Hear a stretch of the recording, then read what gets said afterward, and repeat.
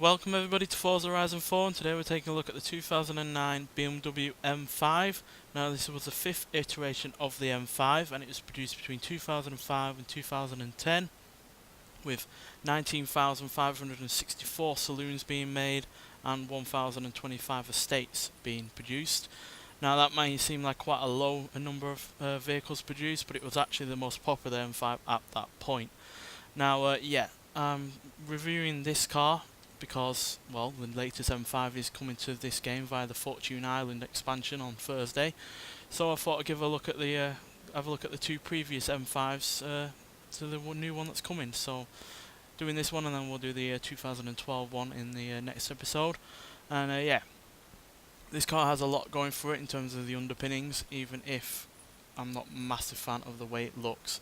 But in terms of practicality, you've got plenty of room in the back and a decent amount of room in the boot, which, you know, as far as a saloon goes, that's pretty much the basics covered. But as a sports saloon, it's even better, quite frankly, as its engine is a masterpiece, quite frankly. It's the 5-litre V10 engine, producing 500 horsepower and 383 pounds-feet of torque. This is the only M5 to have a V10, and it was actually the first production car, saloon car, to have a V10 engine. Audi themselves came out with one of their own in the RS6 3 years later.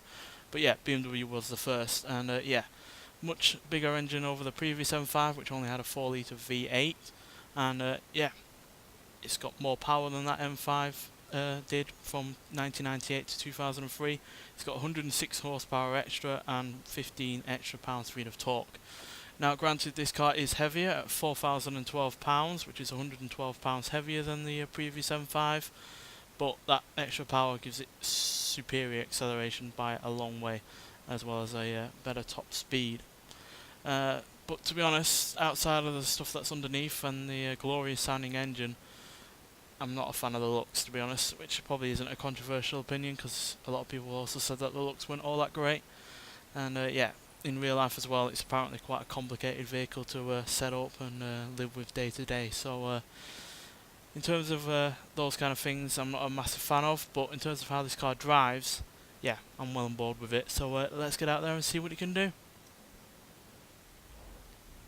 Now obviously you can use this car every day because, like I've shown you, it is a really rather practical car, but in all honesty, it's a bit too sport focused, a bit too track focused to really be something that you could probably live with on a day-to-day basis, and it's a lot less restrained than the Audi RS6, which, you know, has all-wheel drive, it's got turbochargers, it's a lot quieter, it looks a lot more dignified, whereas this is pretty much turn up to 11 all the time, which isn't a bad thing by no means. It's certainly a far more fun car to drive than the Audi, with its only rear-wheel drivetrain. And yeah, that engine does sound a lot better than the Audi RS6's did, because the turbochargers really do take out a lot of the sound on that car. And even though that engine is based on the engine out of an R8 or a Gallardo, those turbochargers really do sap out some of the exciting engine noises. And yeah, this revs up to 8,000 RPM, which is, yeah, really rather quite insane for a road-going saloon car, that's for sure.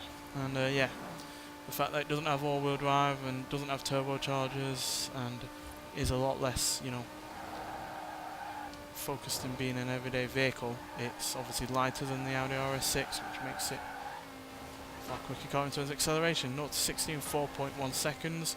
0 to 100 in 9.515 seconds, and yeah, going to a top speed of 194 in this game, but apparently in real life it can crack 200 mile an hour, whereas the Audi RS6 is not quite as quick as this. Not by a massive margin by any means, certainly not as big as a margin as you would expect for a car that weighs so much more than this, and yeah, certainly the extra power and torque in that car does help slim that gap down, but nonetheless it is still slower than this car to 60 and to 100.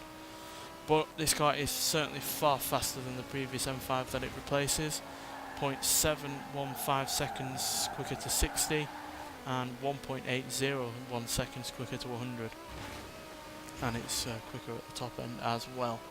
So yeah, even though it does have that additional weight over the previous M5, the massive amount of extra power certainly makes up for that. It's got nearly as much horsepower as it does in terms of extra pounds in weight, so yeah, certainly makes up for it. But in all honesty, I'd either prefer the inline 6 1995 M5 over this, or the RS6. I know it's not as good in terms of sound and engine noise or as fun to drive as this, but in all honesty, I like the little bit more restrained and dignified Audi than the constantly turn up to 11 M5. And part of that is down to the looks, which I really can never get on board with this M5. And another part is just the fact that that Audi, you know, it can be dialed down, but still quite fun to drive. And it's obviously a little bit more versatile with that all-wheel drive system. So even though I do really respect this car, and I can have plenty of fun with it, as you can see, it's an easy car to have some good drift fun with, and yeah, it's certainly the faster, better sounding car for something a bit more ordinary, a bit more everyday, but still having plenty of power and, you know, plenty of speed, and certainly no slouch in terms of acceleration. I would rather prefer the Audi, to be honest. And at the end of the day, you can say you've got a supercar engine in your saloon car, because it does share similarities, like I said, with the Lamborghini Gallardo or the Audi R8, which, you know, this cannot be said of this, because this engine was only ever exclusive to this, the estate version, and obviously the M6. So yeah, but at the end of the day, it does come down to personal preference, and maybe you agree with me, maybe you don't, but I still respect this car and I still can have a lot of fun with it. Just wish it looked better. If it looked better, I would give this a lot more leeway, but I just can't get on board with those looks, I'm afraid. Nonetheless, still a great car, and yeah, I look forward to reviewing the M5 that replaced this, and then eventually the M5, the latest M5 that's coming in Fortune Island. So yeah, I look forward to reviewing both of those, and obviously playing around on Fortune Island, which I am really looking forward to, and I hope you guys are too. Nonetheless, thanks for watching, and I'll see you in the next one. Bye.